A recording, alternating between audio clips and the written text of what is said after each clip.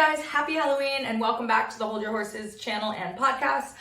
Today I wanted to talk about something I thought was super relevant to the holiday, and that is the spooky horse.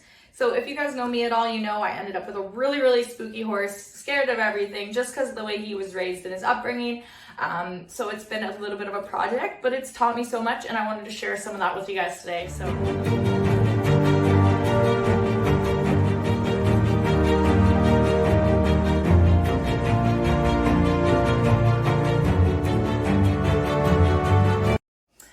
Horses are prey animals. They're always going to flee from any situation that they're scared of, and this has allowed them to, survive and allowed the species to thrive over their lifetime. So the ways we can kind of identify that a horse is, a little bit tense or maybe in a stressful situation.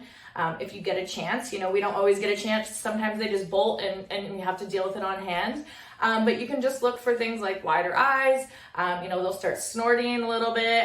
If you can catch it before they bolt, just remain calm. That is literally remain calm. This is the best thing to do. Horses feed off of our energy so much. And if we can just be confident and reassuring and just let them know that everything's okay, I think it's a lot better in a situation like that. So, especially a young horse, they're going to look to you for guidance in a situation like that. So just being confident about yourself and about the situation at hand is the best way to handle that. Another thing is put yourself in a defensive position. So if you know that there's something that's going to upset your horse, put yourself in the middle of that object and your horse so you don't get trampled. Or from the get-go, just teaching relaxation.